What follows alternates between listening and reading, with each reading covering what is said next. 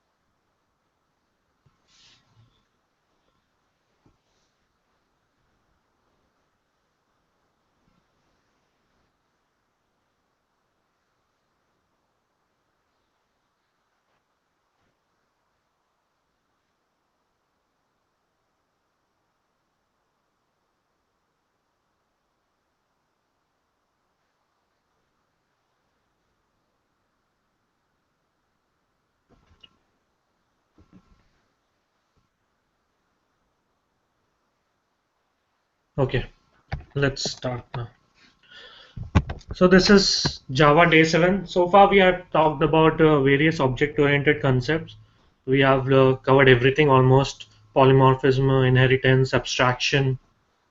So the core logic of Java, we are sort of done with it. Now we are dealing with how the business and logic is implemented, and what are the various technique and data model and data structure we need to know, so that when we can easily implement our logic.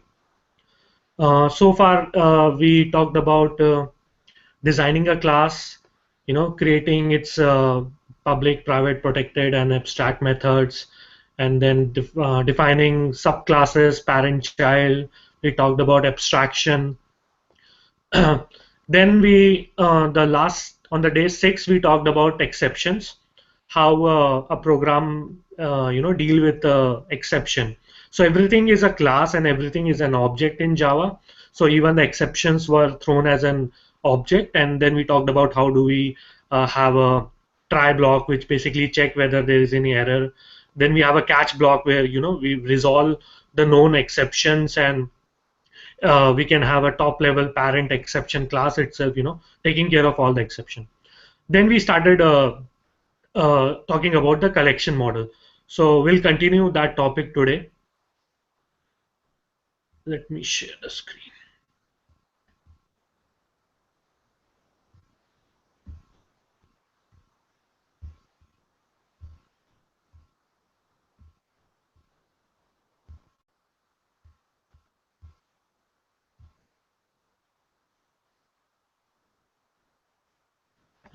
I hope I am audible and you guys are able to see the screen. So, like always, if you're not able, if I'm not audible, ping me. If my screen is not visible, again, ping me. Okay, let's start. So, we have talked about the primitive data structures. In that we talked about a collection. So basically we need a data type where we can store a lot of, a collective data. Let's say a lot of employees data, you know a lot of if you want to like arrange data in a particular format, or let's say you want to sort data, or you want to make sure that data is unique. Let's say if you are storing your email IDs and logging credentials, so you want to make sure that all the email IDs that we have for users, it's unique. Now, this can also be implemented through a validation logic, but some logic can be just taken care by using a proper data structure. So if your data structure make you follow some defined rule, then you can restrict data that can goes in, right? Let's say if you want to save some amount of a balance of a bank balance, then you want to make sure that all the figures are in in a proper format, and it is like it is number, it does not have any invalid characters. So yeah, all those things can be validated, but we also make sure that our data structure itself is defined in a way so that it can automatically, restrict someone from entering any invalid data. So we started with arrays. Um, in general, you can define different type of arrays: integer array, character array, object arrays. Arrays have a limitation. Limitation is you need to define the size of an array while you're declaring. So if you look at the line 6, this is how you create an array. So we created an integer array, but we need to define the size of the array while declaring it. So we have given the array size as 10. So this is a drawback, because suppose you are storing customer information, then or employee information, then you cannot define how many employees will be there in a company.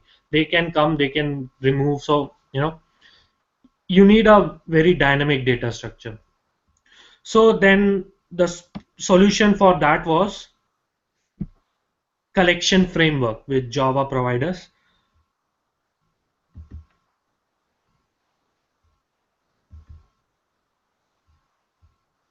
So this also we have talked in the last class.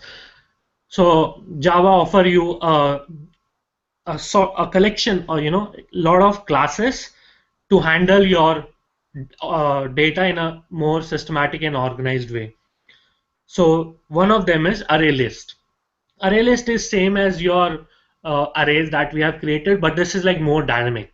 Now we are talking all the classes. So everything like these are not primitive data types. These are like custom data type. So it all behave like a object and of a particular class. So we have a class already defined by our Java platform, which is like array list. So if you want to use that array list, you need to first create an object of that data type. So just like any other object, to create its object, you need a keyword new and the class name. So we created an object array list. So here we are not defining any size. So this make the array list as a dynamic data option. So as whenever you have any data, you just keep on adding. So you can call the method list.add and you can add the data. It also provide lot of inbuilt functionality which every data type need, but array have not implemented it. But here you explicitly get all those features. Let's say is empty method. So it automatically checks whether there is data in your list or not. So obviously the first line at line 30 we are going to print, because we have just created the list, but we have never printed any data, or sorry, didn't added any data. So list.add method. Now to iterate over the list, you can usually go with the normal for loop, or you can also use a iterator list. I'll talk about iterator in more detail later, but just to get started, we can also look at the iterator. So iterator is just again a technique by which you can easily go through all the data elements in an array instead of using a for loop. So in line 29 to line 32, this is just like a more clean way of writing your for loop. So if I don't wanted to use this iterator, what would I have done? I would return a integer I equals to list 0, I going from 0 to list.size, because list.size will tell me how many elements are there, and then I plus plus. Then at every element I'm gonna say list.get I, so that will give me the list. But instead of that, a more clean way is to use an iterator. So iterator is just like a pointer.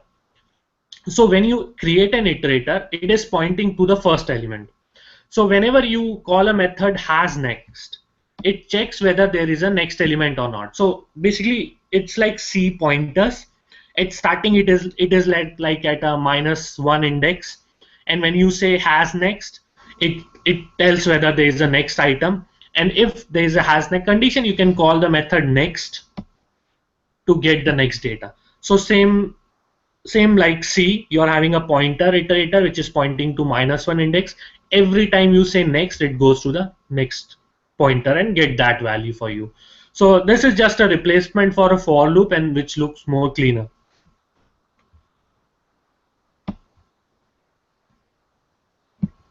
So to get any element, you need the list.get method, and you provide the index.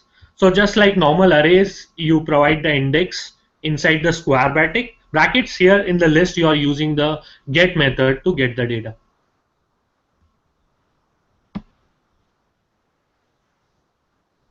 So we have talked about list even in the last class. Let's move on to next topic.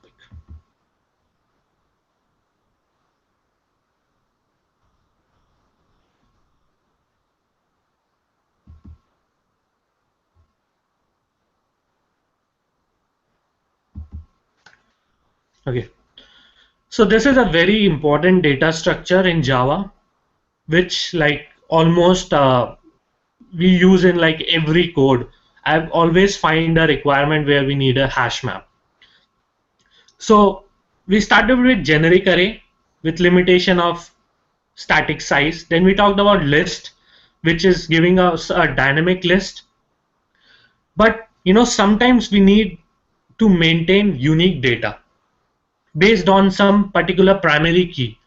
So let's say if you want to store all user email IDs and their credential, right? You want to make sure that the user email ID is unique. So to maintain that, we have a special data structure with us, which is a hash map. It can also be viewed as if like a key value pair. Let's say if you want to store in a database all the countries and their capital, right? So let's say if you want to implement with the existing knowledge which we have, how can we store all the countries and their capitals? So if we start with a generic array, in that we need two string array, right? One string array will store all the capitals, one string array will store all the countries. So then what we'll do, we'll match the index, and based on index we can get the same. Based on same country, you can get the same, its capital country. But this is again not a very intelligent solution for implementing it, because the arrays are we need to define all the size, and we don't want to have a static size, right? So the second option which we have studied is list. We could create a list, but again in list, every time you want to check what is the capital of any country, you need to first iterate through the entire list to search for a country, right? And once you find that index, then you have to go to the second list to get the capital of that country. But instead of that, you can directly implementing using a hash map. So hash map is a collection of data which takes two data type. One is the key data type and second is the value data type. So let's say if I want to create this data of country and their capital, then I'm going to create a hash map of string key country and a string value capitals. So every time I want to add a country in its capital, I'm going to put it in a hash map.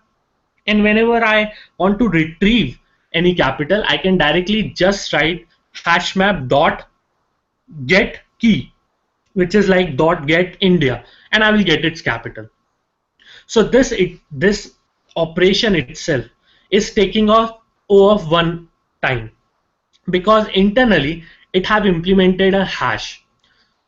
I'm not going to talk about a hash in details, but just to give a general view, hash is basically a unique number created for any data which you provide. Let's say for your entering country, right? So you enter the country as India. So it's going to give a unique number to this, your value, which is India. So it has like some techniques of creating a unique number, which is like creating hash, and then store this unique number and pointing it to the value you want. So next time when you again request for a country, India, it just uses its hash method, convert country into the hash number, and now since we know the number, we can directly jump to that index where this number is there, and we can get the value. So the operation becomes O of 1, because the time complexity is just to convert your string into a number, and based on that number you just get the data. But if I would have implemented it using a list or a array, then what will happen? We need to search first where is the India as a country stored. So that need an iteration for the whole array. So that search option will take O of n time. And then once we know what is the index, we can get the data. So using an array list or a list, the time complexity is going for O of n. So if n is the size of the list, we need O of n time to find what is the capital of a country. But using a hash map makes that in O of 1, because we don't have to search anything. We just take a string, convert it into hash. Hash is a unique. Based on the hash, you go to that index, get the data, and give it to your user. So this operation itself is taking just off 1 time. It is not depending on the size of the list. Anyway, so that was just a general discussion about hash and what is hash map. So we declared a hash map. These are called generic. Generic is basically defining what would be the type of your data. So what I'm trying to say is I'm creating a new hash map whose key will be an integer and whose value will be a string. Okay. This is a typecasting. We'll talk about typecasting later. You can directly use hash map. So we created a reference. This is just like object creation. We created a reference and then we created an object using a new keyword. So we created a hash map. Again, we are just using different methods which it provides. So it has a method called isEmpty, which basically check whether your hash is empty. So right now we have not added any data, so basically it is empty. So to put any data in it, we can call the method put, which take key. So this is like your country and this is like your capital. So you can provide key and its value. Right now the map which I created is taking integer and string. So I'm providing 1 and null. It can take null because string is again an object, and its reference can point to null, so it accepts null as a valid value. Then again key as 2 as RAM, 3 as RAM, 7, some few more values. I'm just like adding keys and their values. Let's quickly run this code.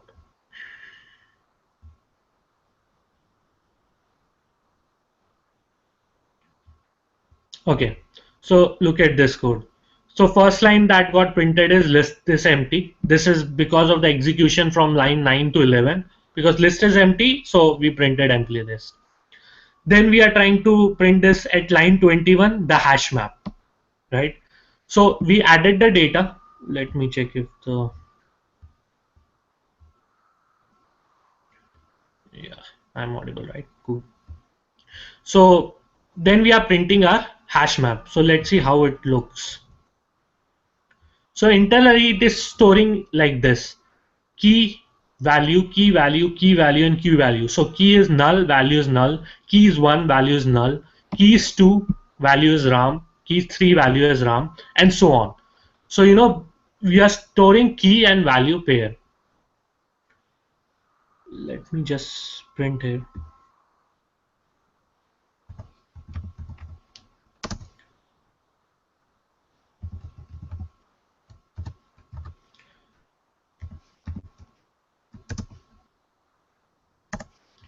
So get method will give you whatever data you want, right? So if you want to, like, let's say get the value at 4, so you provide key as 4.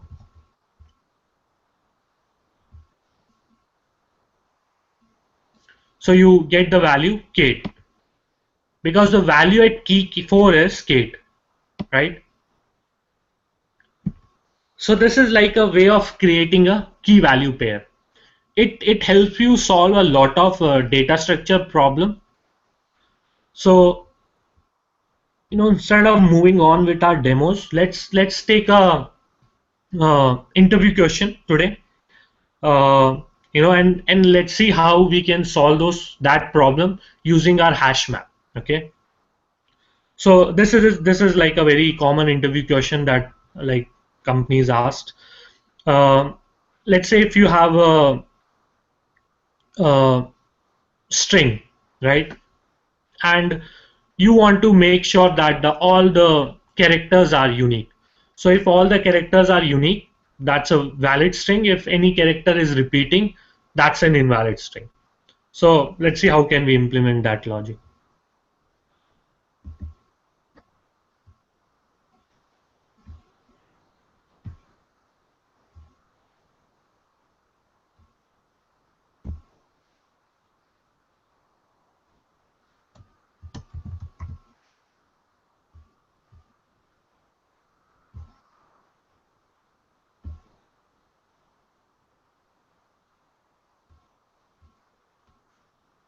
Okay.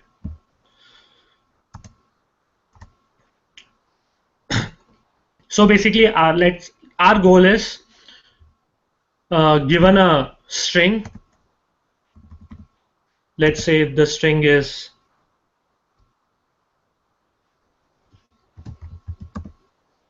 Sony. Then all the characters are unique, right? SONNI. So this basically should return true because this is a unique string, right? But if I say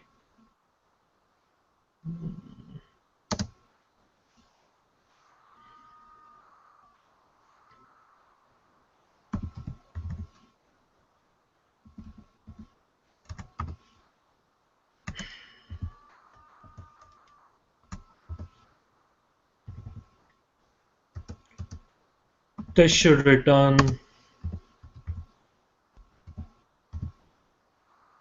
false.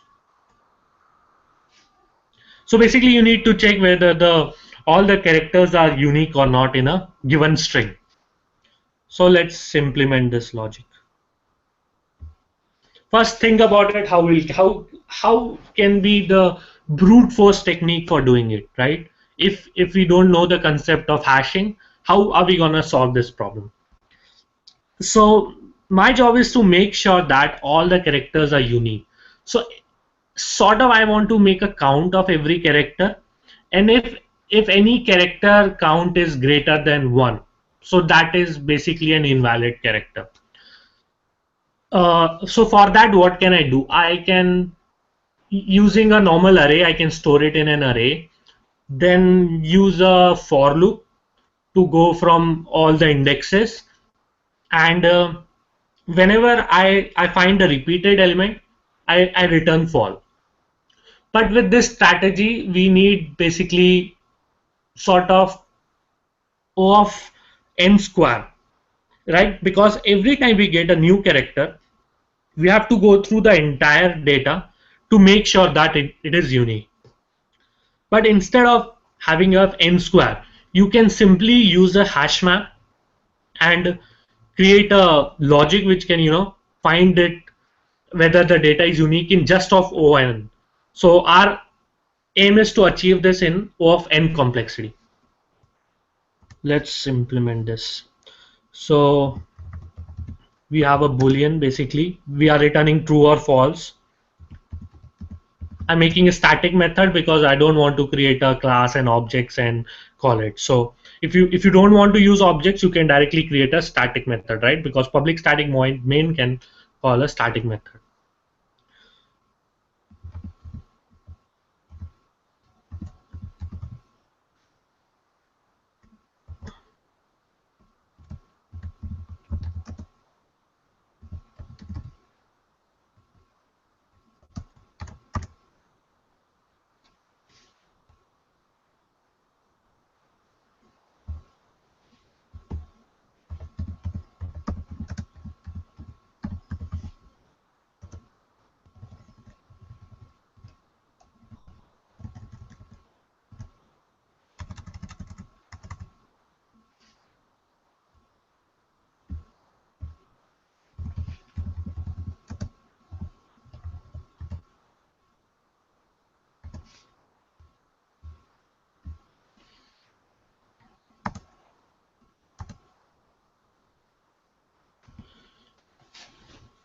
So now we have a data. So how can we use a hash map to solve this problem?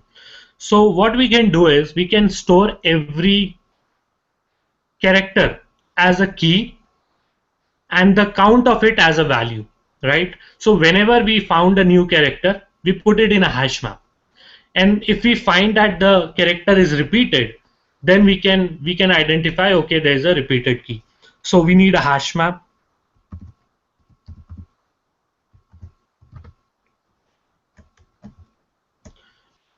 Then we define the type, right? So basically we are storing character and integer. So my key will be a character and value would be an integer, which is basically a count.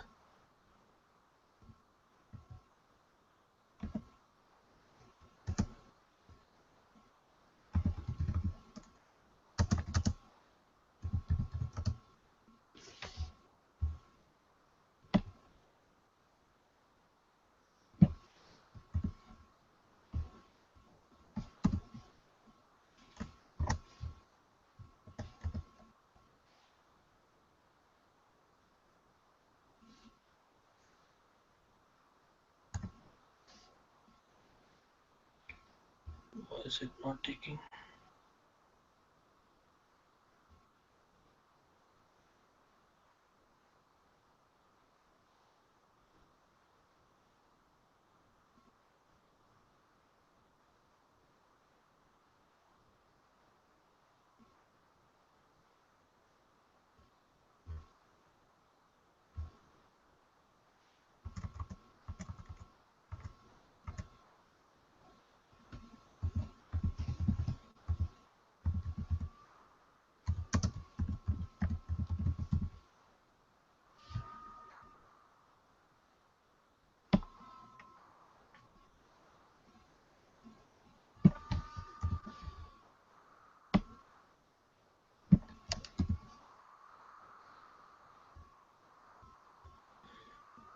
Oh, what am I doing wrong? It is not imported. Okay. So then we need to iterate over our character array. So we can make a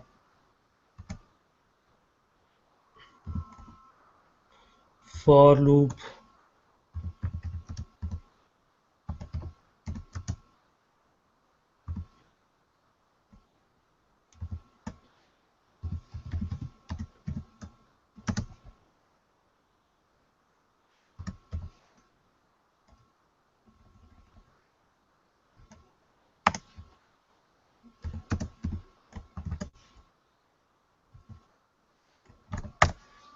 So for each character in the data, we are basically iterating one by one all data.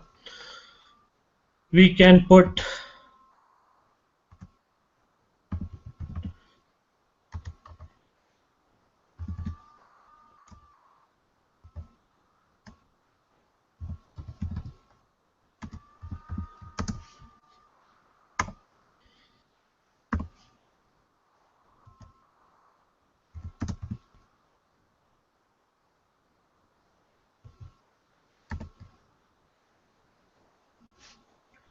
so at every character, what we are doing, we are taking the first character and we are putting its count as one. So if I just want to make sure that these are unique, I can just use a method contains. So if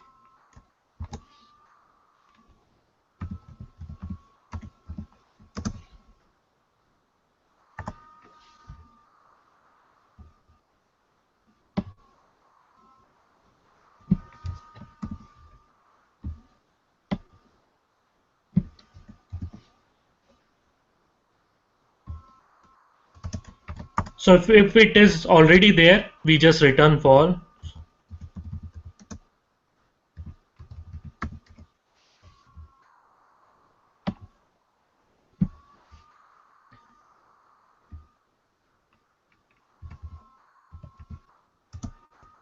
Else we put our data in the hash.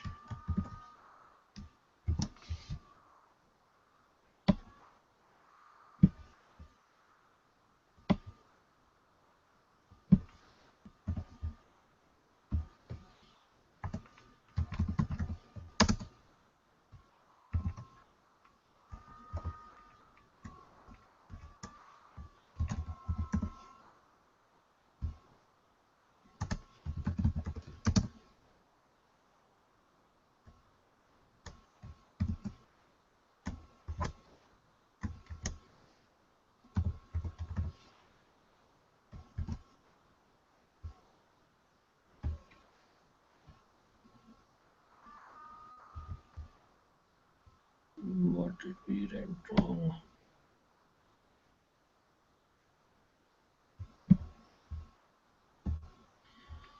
At the end, if there is no unique data found, then we return true. Let's print this data as well.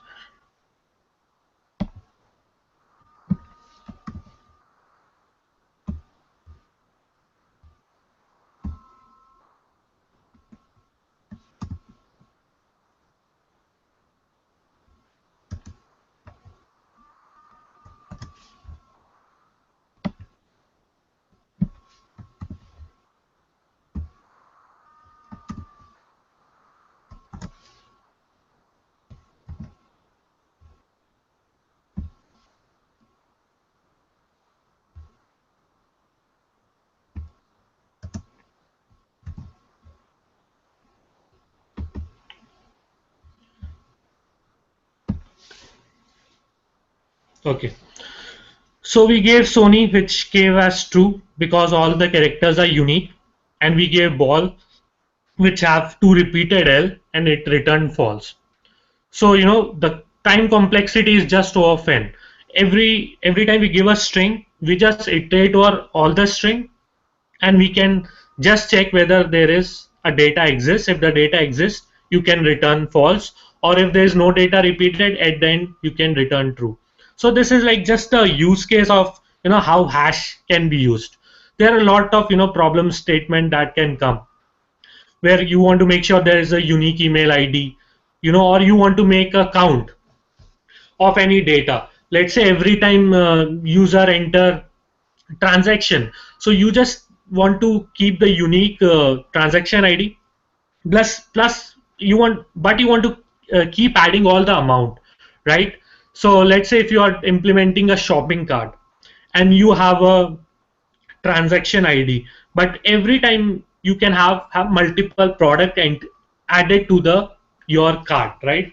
So at the end, when you implement the logic, you will put just a unique transaction ID, and every time the same transaction ID repeat, you keep adding the amount, so that all the data in your cart have a unique transaction ID, but the values get added.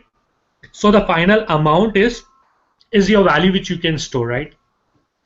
Instead of that, just putting this, you can also like make this code to a different, let's have a count of all the elements, right? Instead of that printing true, this time what I want is I want you to give me like count of all the elements.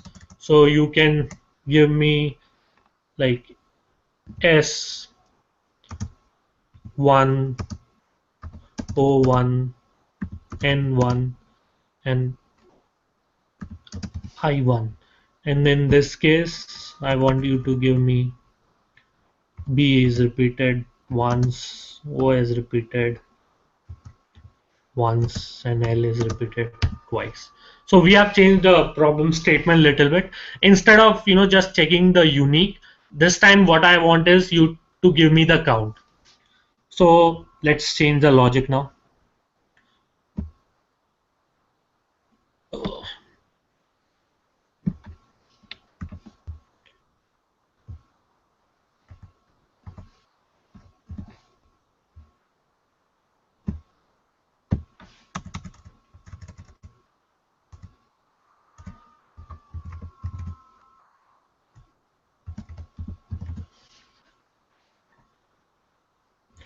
So same thing, we created a hash map which is storing character and integer.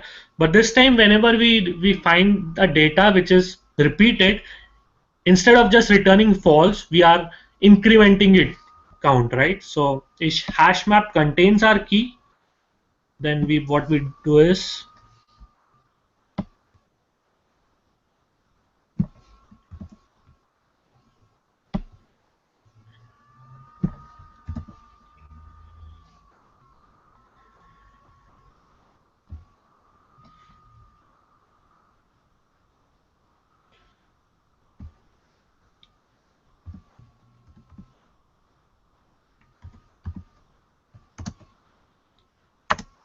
we get the value at I, and we increment it by 1, right? Else we just put the data. And at the end, if we need to print this, so this time we are not returning anything.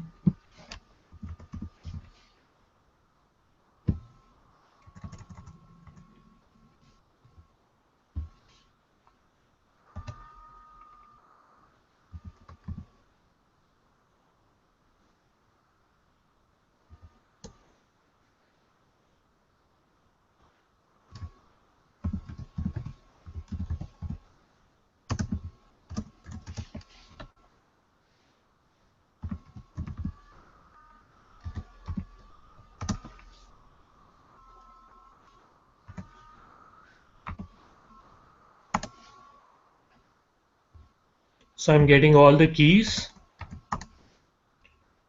and printing the key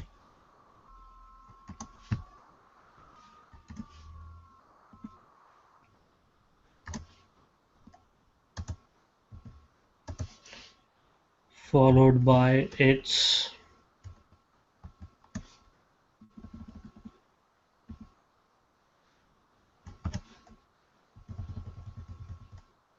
value, right?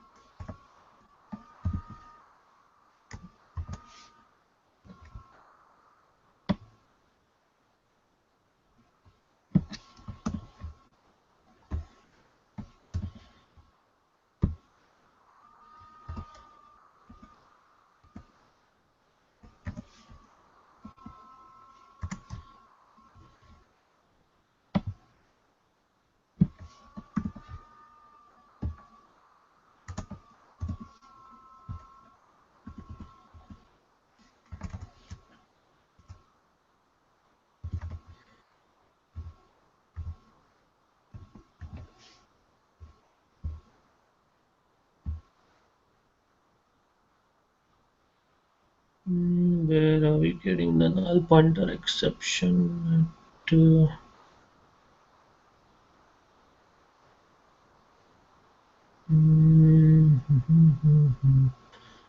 line 23?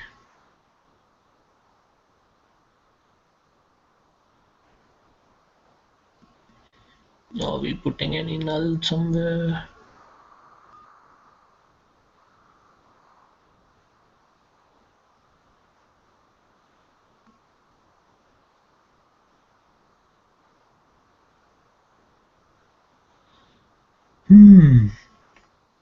Let me debug it. So the first Sony is true because there is no unique, there is all unique character, and we printed the crown. SONI, and yeah, it is not following the order. So it does not store the data in the order it is entered. We have one more type of hash which can store the order as it is stored, which is like a linked hash map. We'll talk about that later. Let first check where is this null pointer coming at line 23. Why we are getting it? Hmm, dot put data dot.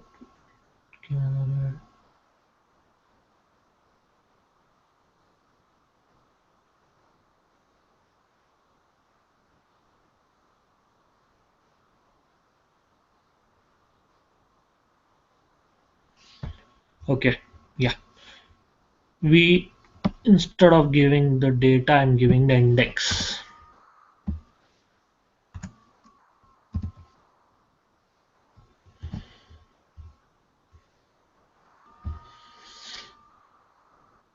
Cool. So we gave Saurabh, which is a unique, so we got it true, and we printed all the count, right? S is coming 1, size coming 1, N is 1, O is 1. Then we gave ball, which is false because it has duplicate data, and then we printed count, is B as 1, L as 2, and O as 1. So you saw basic logic of develop using a hash map, right?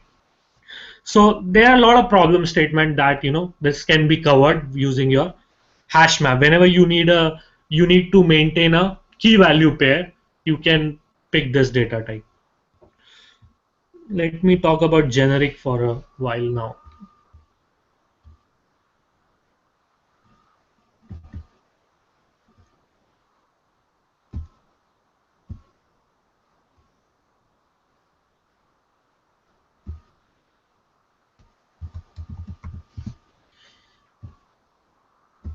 So one of the advantages of your general array was it was strictly typecasted, right? So if you like try to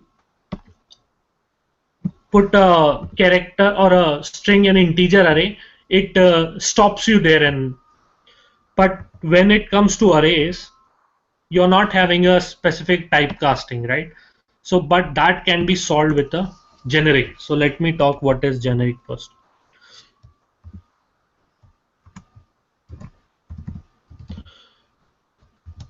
So we have a array list. Okay.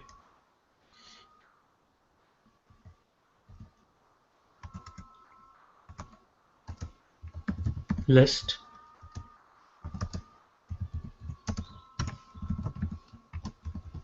So I just created a list, right? It is not static, it is dynamic, so I don't have to give the size. I added one,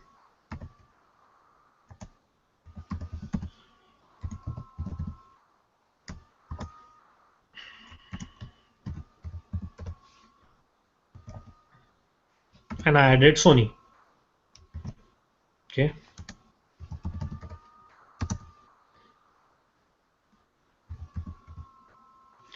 Let's make a for loop.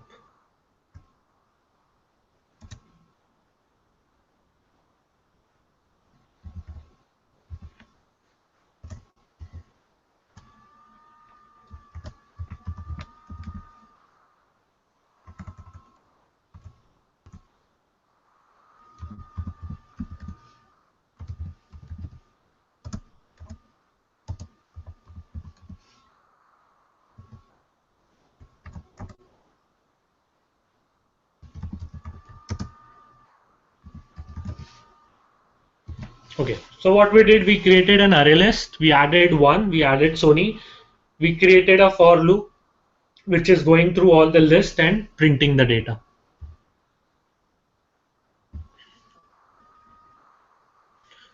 So we printed one and Sony. We printed one and Sony. So, but the problem with this array list is it is not a generic, right? In arrays, we define an integer array, we defined a character array. But right now, like I just wanted to make sure that this data just have integer.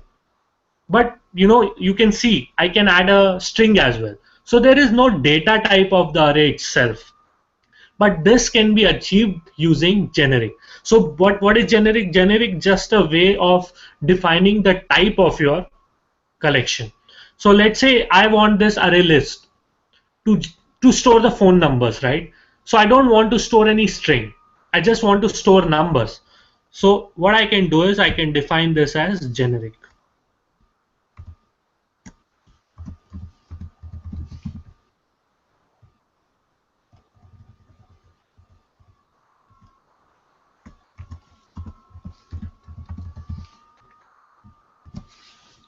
Okay, so I made it a generic of type integer. So as soon as I write this, you can see at the line 9, there is a compilation error. What it is saying, the method integer in the type this not applicable for the argument string. So this way what I have done is, I have restricted my array to store on only the integer type. And as soon as you try to store a string value, it gives you an error.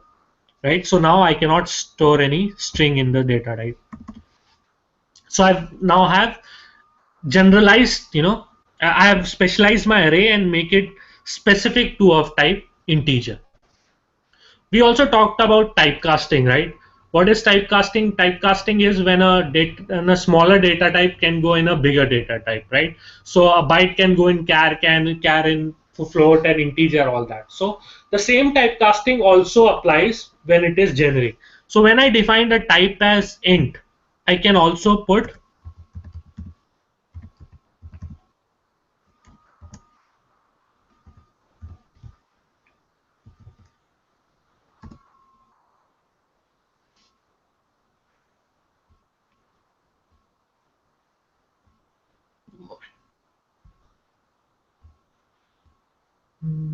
let me typecast it to so we need to get its index value. Okay.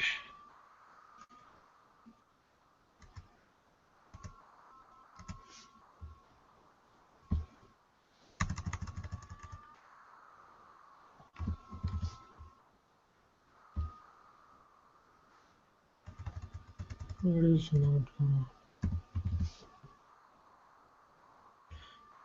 so the raw data type it is not taking. So I'm taking the integer data type. Let me take a better example to showcase that. Let's say if we have a class parent.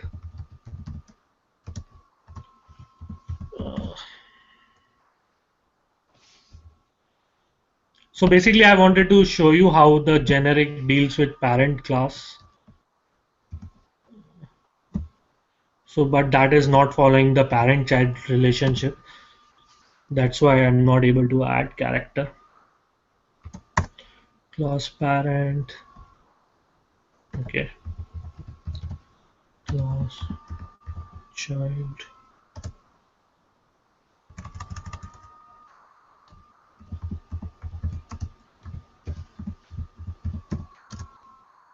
Extend.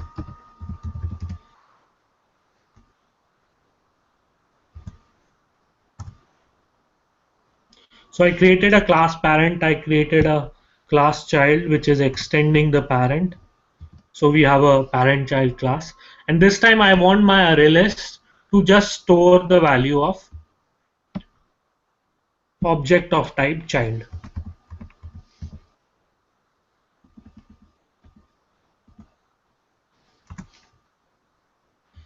Let's give some data as well.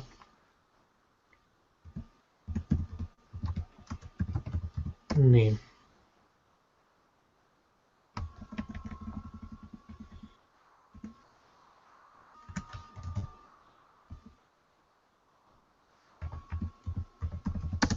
Since the child is extending the parent, so child also can get the name feature. And let's make this also as child. Cool. So now what I made it is a generic which can only store a type of child. So I'm getting the error at line 1 itself because I'm trying to store an integer, but it is not allowing me to store an integer. But I can store new child.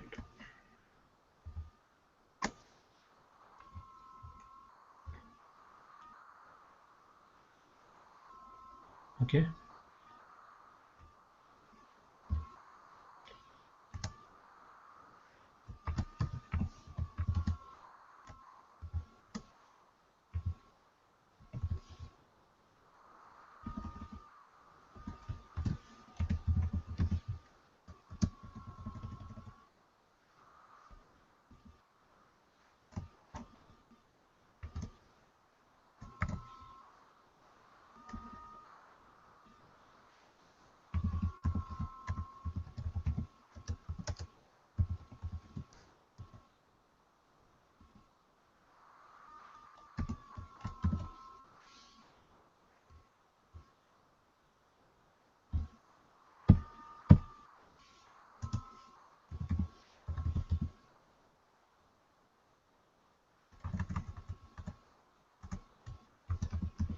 I'm just making a constructor so that we can have some data.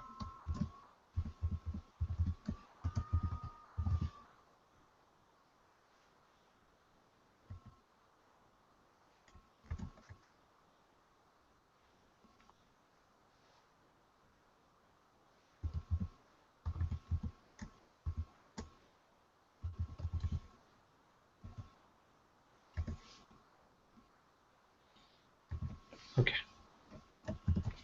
So I just created a class parent child. I added a constructor which is storing the name.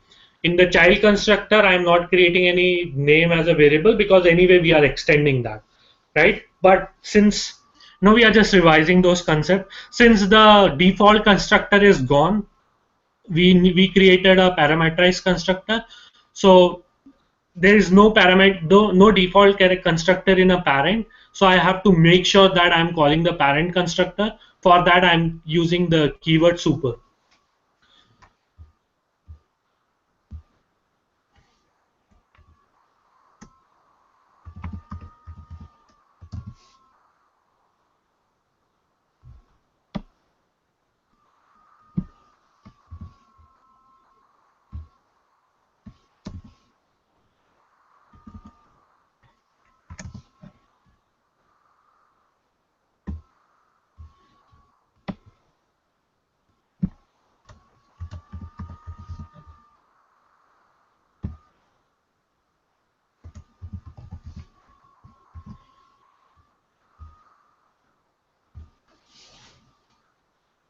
Okay.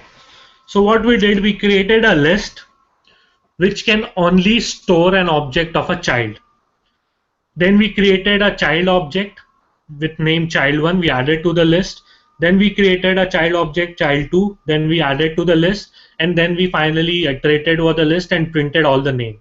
So we got that we have added child1 and child2. So the generic itself is saying that the list can only and only can add a child object. So if I try to store any other object, let's say Sony, it is going to give me an error because it is of type string, but I'm declaring the type as child. So it has to be a child object. But if I suppose want to add,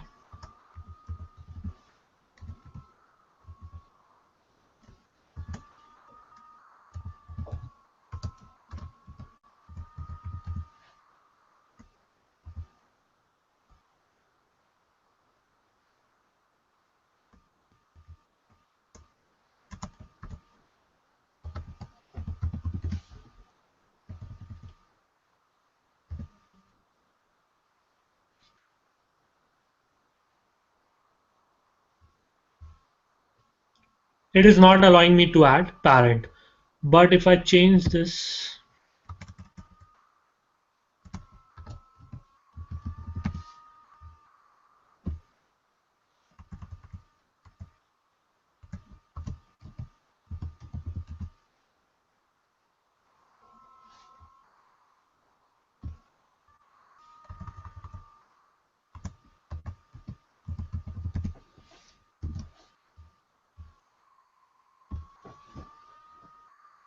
okay. So now we are defining the generic type as parent, but I'm also able to store the object of child. So I took the wrong example of char and integer because they were not the parent child, it was a typecasting. That was a different thing which I got confused with. So generics allow the basically the parent child relationship. If you define a generic of type parent, you can store the parent object, also you can store the child object. But if I define the generic of child, you cannot store the parent object. This is same like the typecasting we studied, right? And a reference of animal can point to human. A reference of human can point to human, but a reference of human cannot point to animal, right? We saw that in the previous class. So same like this, parent is a parent class, so it can point to all its child. And so in the list, if we defined of type parent, we can also add the type child. Let me show you few more stuff. Okay, can we do this?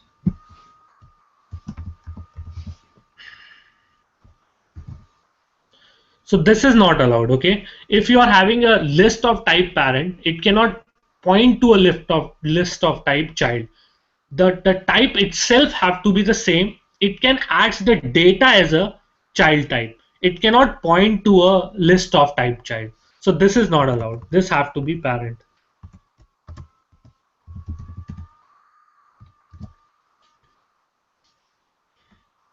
Okay, let's move to this old demo. This is the last.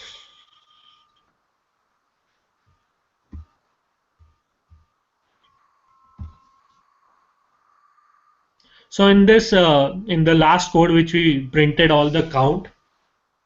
So you can see it is giving the count, but I'm missing the order. Let me fix the order problem.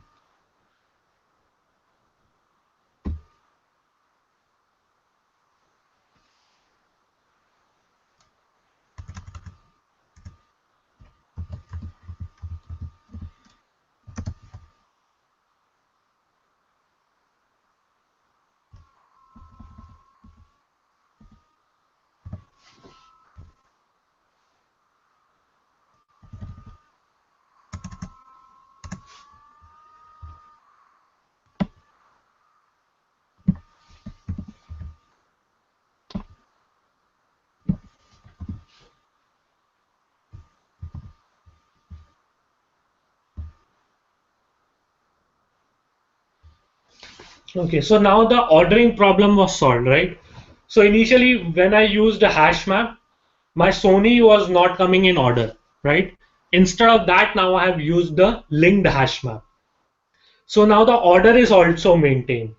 So there are different types of, list, sat, and map which is provided by Java, which uniquely identify what is your problem statement, and based on that you can pick a particular data type which address your problem.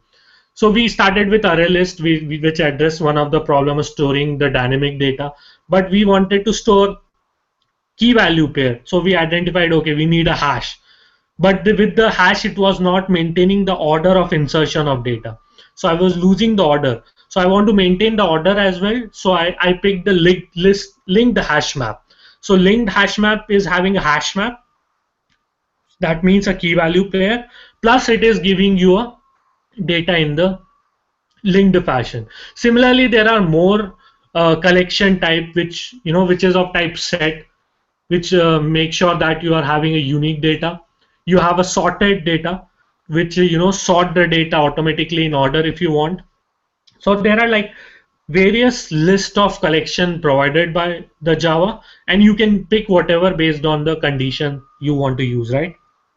So this is just an introduction about the collection. Collection is a huge framework. We need a lot of classes to talk about. So in the next class, I'm gonna come up with a proper chart where I'm going to give you all the different types and all the methods available. And then we can easily, based on a different condition, we can come up, we can decide which collection is the best for us. Like if we want to pick a linked hash map or a sorted hash map, what sort of data is being picked and how do we make that logic of deciding. But in general, you got the logic, we got a dynamic data, we can define the way we want, we also able to implement some business logic that we wanted. So this is a very basic introduction to collection. In the next class, let's talk about in a more systematic way different type of collections.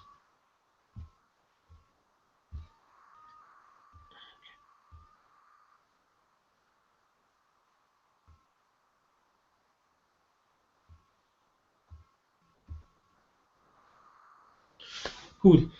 I'm going to send you an email as well to I want to get a feedback about the timing. This timing is sort of, sometimes I get engaged at this time because this is like my office hours, and if I get a urgent mail from my office, then I have to run, and then that's why I'm missing few of the classes. So I'm gonna send you an email with with a suggestion that if other timings are okay with you, so that I can pick a better time where I'm better available, or else I can take the class at the same time. It's just that sometimes I have to skip the class if there is any critical requirement in my project. So yeah, check your mail. I'm gonna send you a link where I'm gonna collect your feedback about the timing, and if all the students want a different time, we can switch back, or we can continue in the same time. It's just that anyway, I'm gonna every time before a class, I'm gonna update you whether we are having a class or not. But this timing is just little getting odd for me. So yeah, give me your feedback and let's see how it's going. See you guys.